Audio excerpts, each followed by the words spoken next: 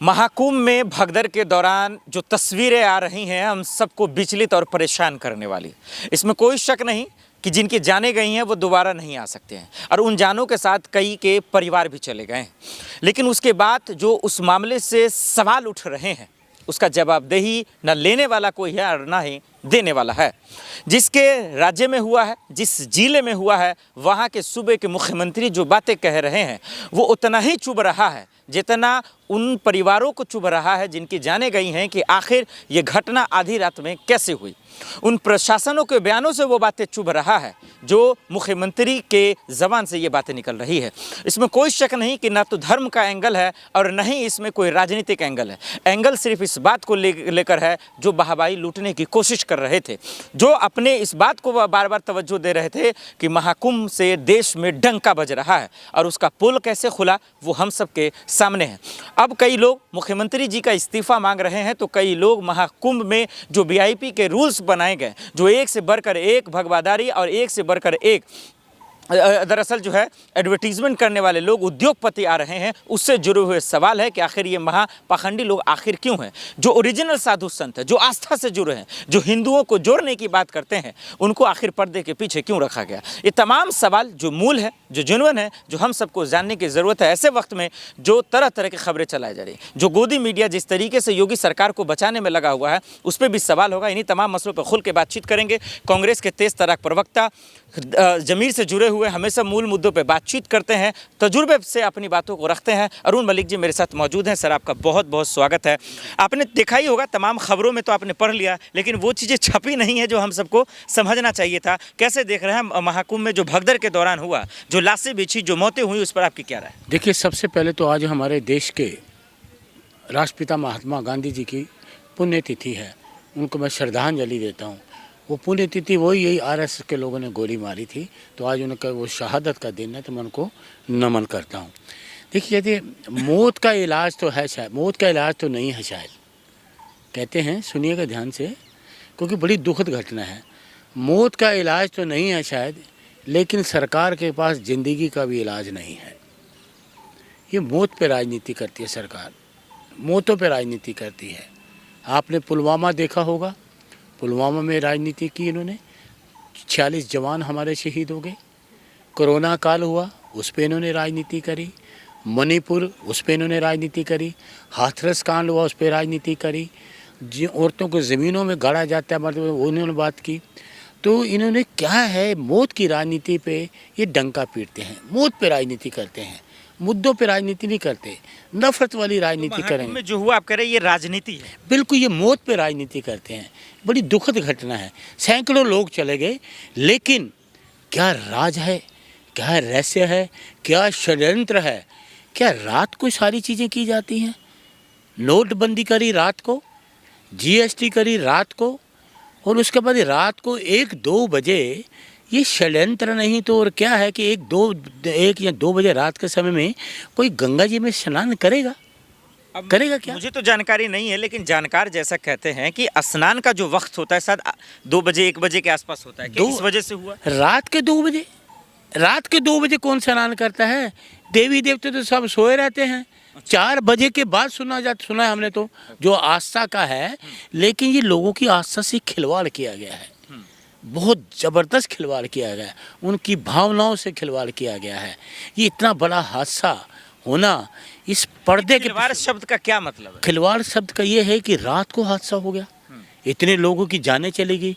इसका मतलब व्यवस्था ठीक नहीं थी, व्यवस्था खराब थी। देखिए, हमने पहले कुंभ हमने भी सुना है, पहले कुंभ होती थी उसकी व्यवस्था होती थी, जो पुराने लोग व्यवस्था करते थे। लेकिन अब क्या हुआ, जो मेरी समझ में है, जो मैंने भी सोशल मीडिया पर देखा है, कि जो पुराने ठेकेदार थे जो इन चीज़ों को देखते थे, उनको ना लेते हुए गुजरात के लोगों को ठेका दिया गया। गुजरात के लोगों को ठेका दिया गया, ये सारी व्यवस्था फैली गई। और व्यवस्था क्यों फैली गई?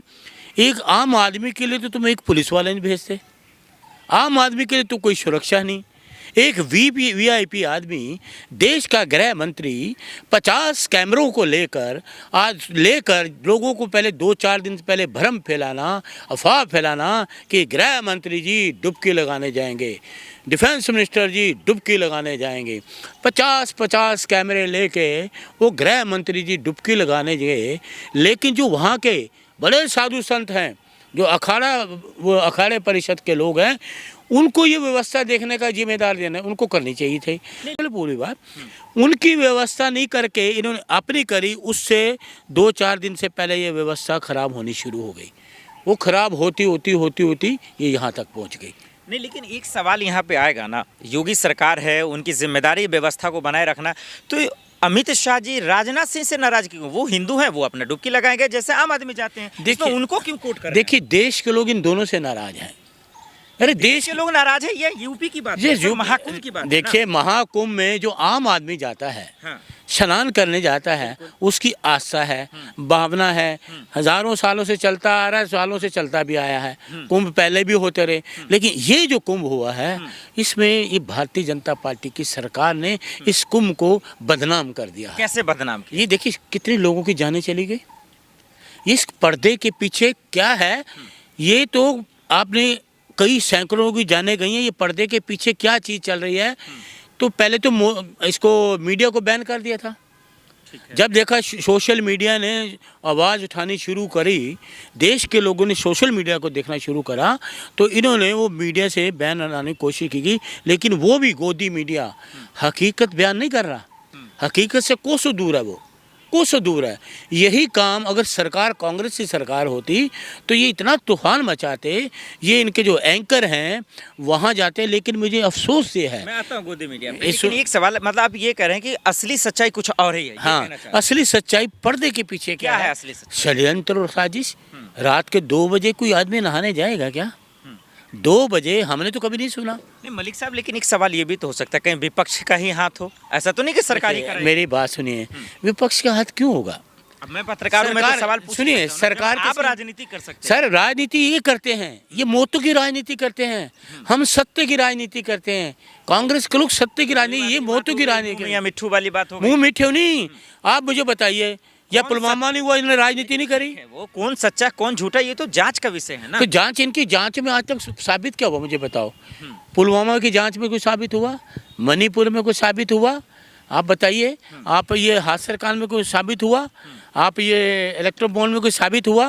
इन चीज़ों बिल्कुल वाजिब है। कई ऐसे जो है योगी के मंत्री हैं, उनके संगठन के मंत्री ये कह रहे हैं ये सब तो छोटी मोटी घटना है। देखिए, आप पत्रकार हैं, एक अच्छे चैनल के पत्रकार हैं, आपको ये शोभा नहीं देते बात करते। देख, मंत्री कह रहे हैं। अरे उनका मंत्री कौन सा, उनका मंत्री गया? कितने लोग चले गए, उनके पास कोई मंत्री गया संवेदना लेके? योगी जी गए, प्रदेश का मुख्यमंत्री हैं, कुछ शासन चला रहे, शासन नहीं चला रहे।